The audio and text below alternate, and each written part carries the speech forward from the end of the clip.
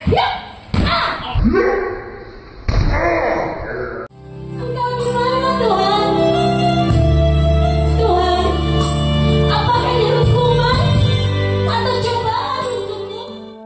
Tuhan itu tidak adil. Kenapa Tuhan itu mau menciptakan saya kalau dia mau lihat saya menderita gitu? Itu paling cocok, paling banyak itu yang tidak punya anak. Cuman saya pijit, ada yang 2 kali pijit sudah langsung jadi, ada yang 3 kali, jadi tidak sampai bertahun-tahun.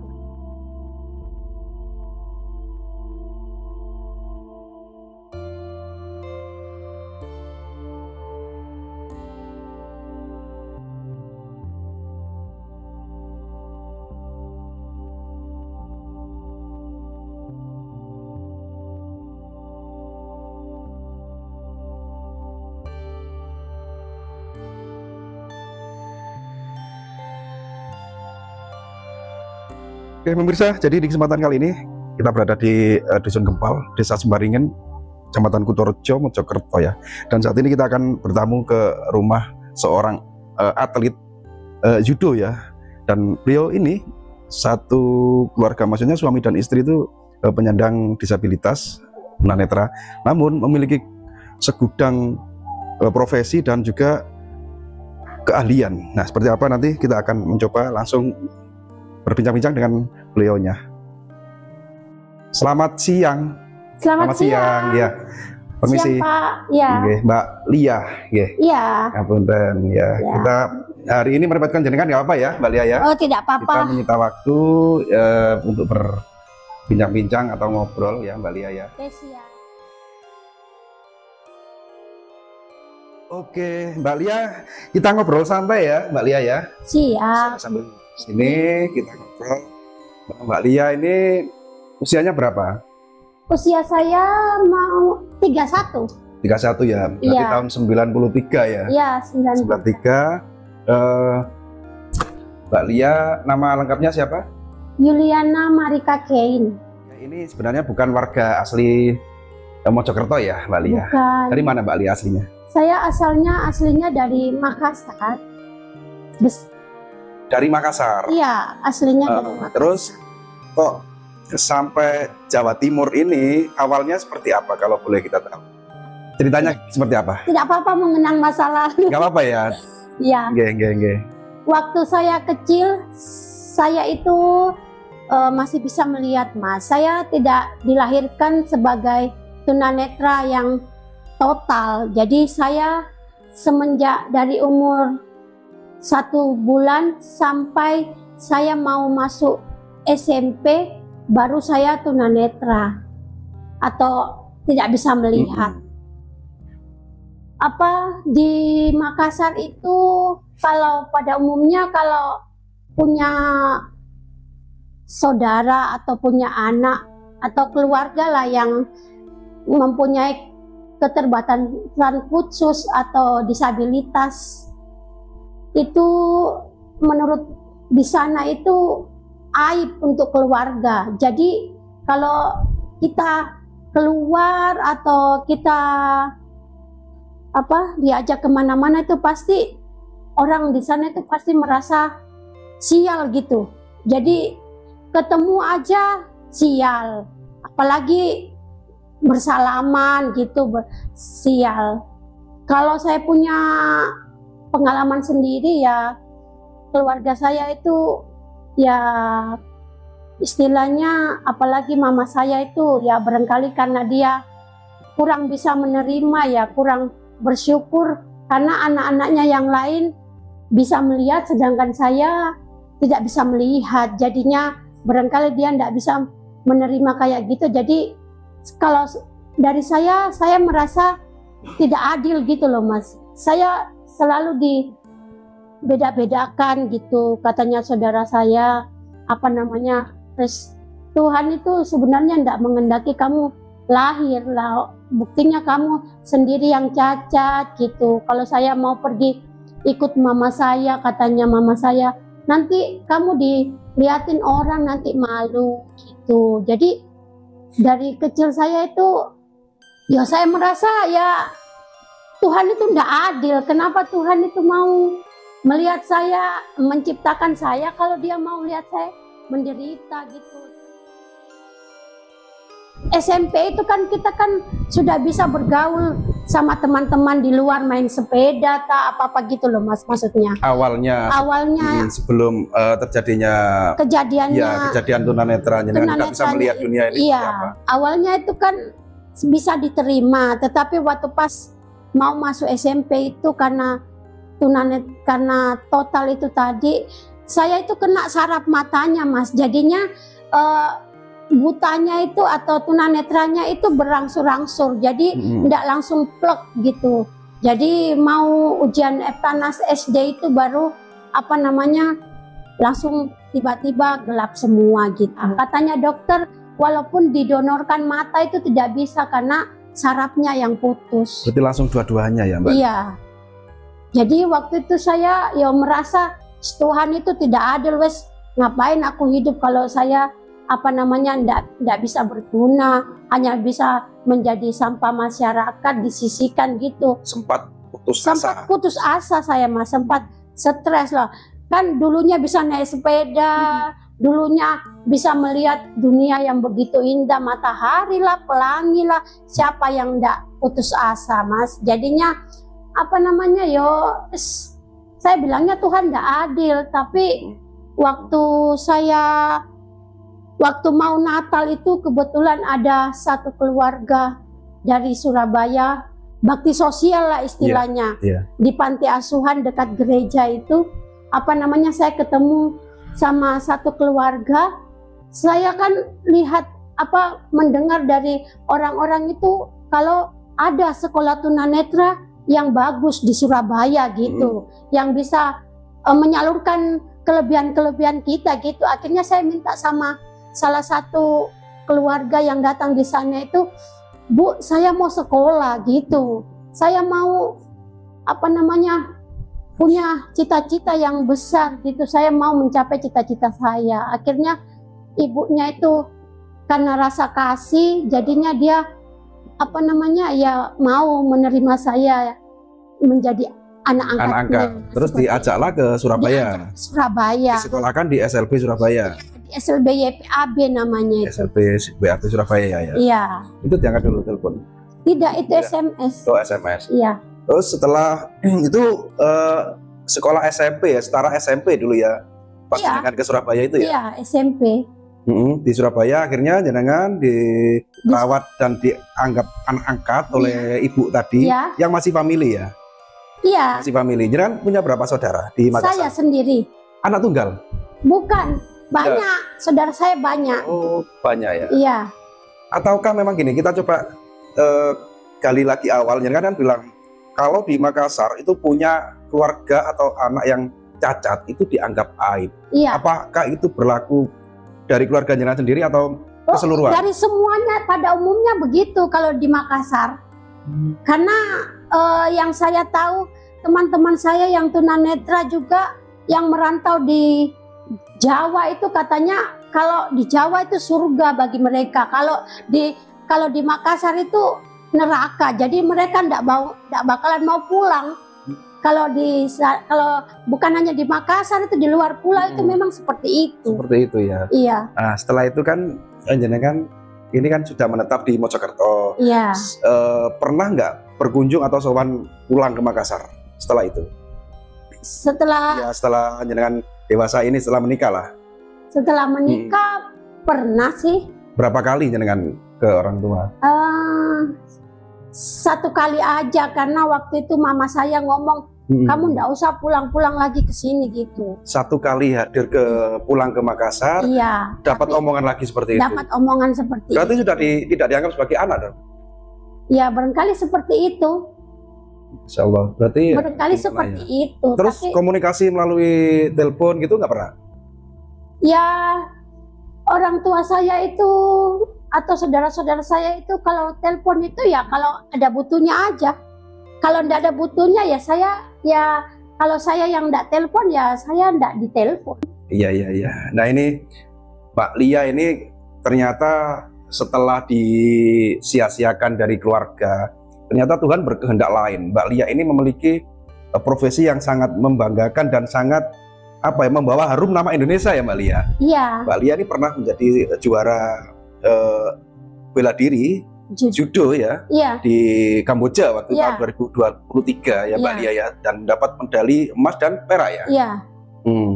Mbak Lia coba jenengan ceritakan ya tentang awal jenengan bisa meraih apa namanya juara itu. Sebelumnya itu pernah ikut perlombaan di area lokal Jawa Timur sini apa gimana? Iya, karena apa namanya, kalau sebelum ke internasional itu kan ada namanya PON kan. Iya.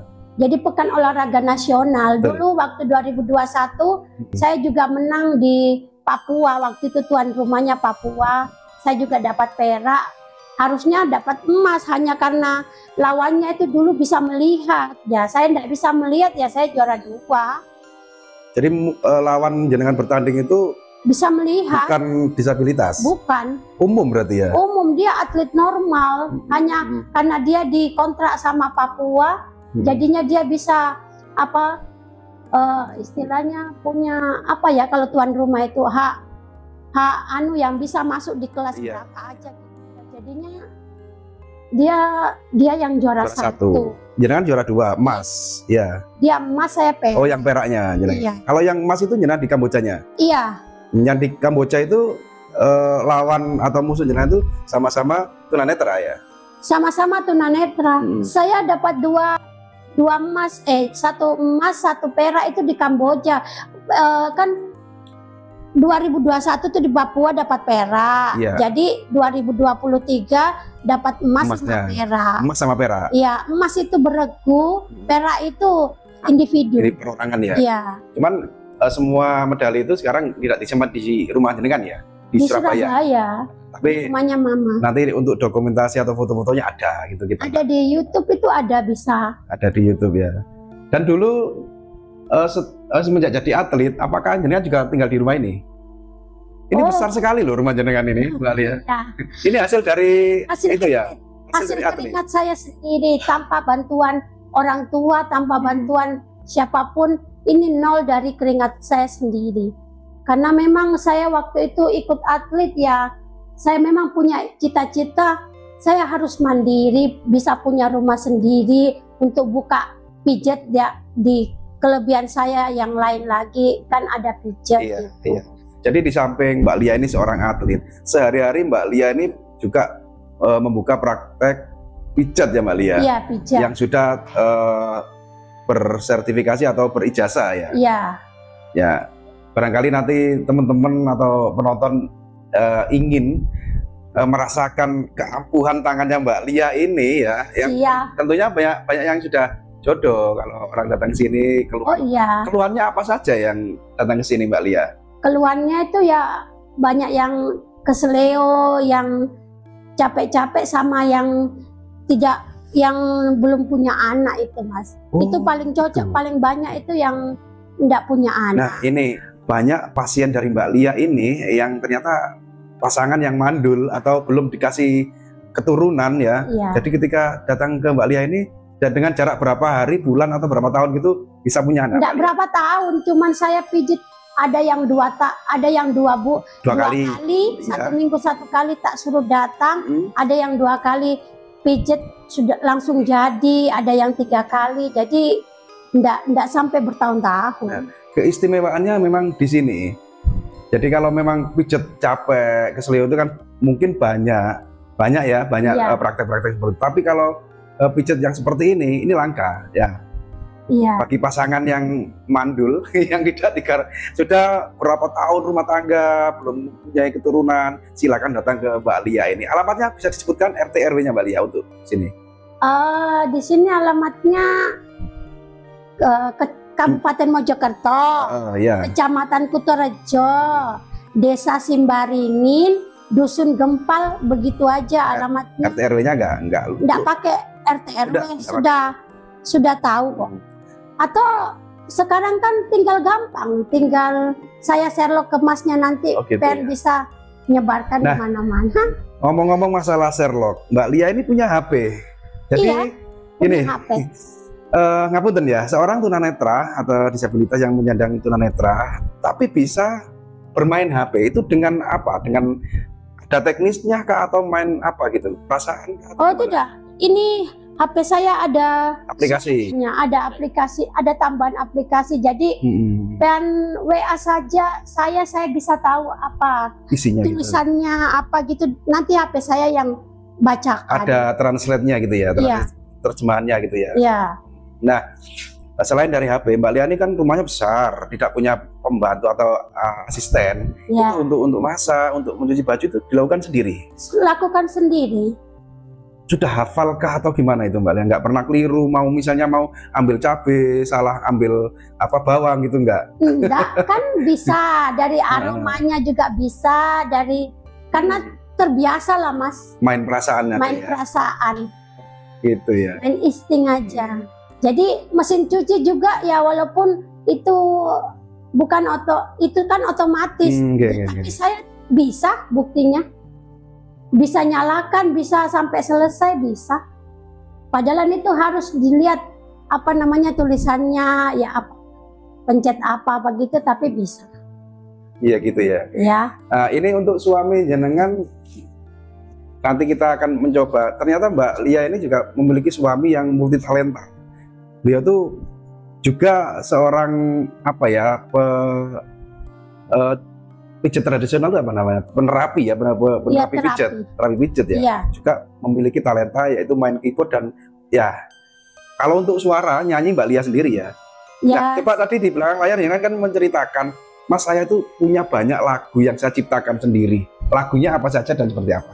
Ya, saya itu kadang-kadang saya main keyboard jadi langsung ada itu Mas, ada kayak dari suara hati itu ada muncul gitu loh kata-kata gitu. Akhirnya saya mengarang lagu yang ada lagu mengisahkan tentang tunanetra, ada itu namanya Rindu Sinar Cahaya. Dulu waktu saya masih SMP, saya ikut study tour yang pertukaran budaya antara Singapura sama Indonesia. Jadi sekolah kami yang dipilih, jadi saya menyanyikan lagu karangan saya sendiri itu Rindu Sinar Cahaya di Singapura. Di Singapura? Iya, sama band sekolah saya. Jenengan yang nyanyi, pengiringnya band sekolah? Teman-teman saya, ya. Tunanetra. Terus tadi juga menceritakan bahwa pernah juga menciptakan lagu yang tsunami ya? Iya, dan Seruan Negeriku judulnya. Apa Seruan Negeriku? Iya. Tapi belum sempat publik ya Mbak Lia? Tidak boleh ya? Tidak boleh dipublik ya? Ya, saya sendiri yang enggak mau. Oh, jenengan yang nggak mau? Iya. Sudah masuk dapur rekaman padahal ya Mbak Lia? Iya, sudah rekaman di Surabaya waktu itu. Hanya saya enggak boleh disebarkan kalau di kasetnya itu dulu ada tapi hanya dijual di gereja-gereja gitu Mas. Tidak dijual belikan umum gitu ya? Iya ya. Nah nanti mungkin ini sebagai tambahan, mungkin setelah kita berbincang atau wawancara ini, Mbak Lia bisa mempraktekkan ya keahlian Mbak Lia kan seorang pesilat. Nanti judo. Bisa judo ya? Iya. Bisa dipilih ini teman-teman kita yang mana yang kiranya gemuk, yang kuat ya dengan untuk praktek nanti ya Mbak Lia ya. Gak apa-apa ya? Gak apa-apa, silakan. Ya mungkin perbincangan kita sesi 1 sampai di sini dulu. Nanti mungkin ada sesi tambahan yang tentunya ini masih banyak kisah unik yang belum kita angkat gitu ya Mbak Lia. Nanti sambil kita jeda, kita angan-angan, oh iya Mas, saya ingin menceritakan ini, monggo nanti untuk doanya Mbak Lia. Jadi setelah ini Mbak Lia bisa ganti kostum ya. Kita ingin melihat dan menayangkan ke pemirsa semua seperti apa orang dibanting seorang perempuan gitu ya Mbak Lia. Oke, siap laksanakan. Jadi untuk sesi ini kita angkat Mbak Lia ini tentang keahlian yang itu tadi, orang yang berumah tangga bertahun-tahun tidak dikaruniai anak ya. Pijat terapinya dengan yang banyak yang sukses gitu ya. Oke, siap. Terima kasih Mbak Lia untuk sesi kali ini, kita akhiri dulu ya, semoga jenengan sehat dan sukses selalu Mbak Lia. Sama-sama.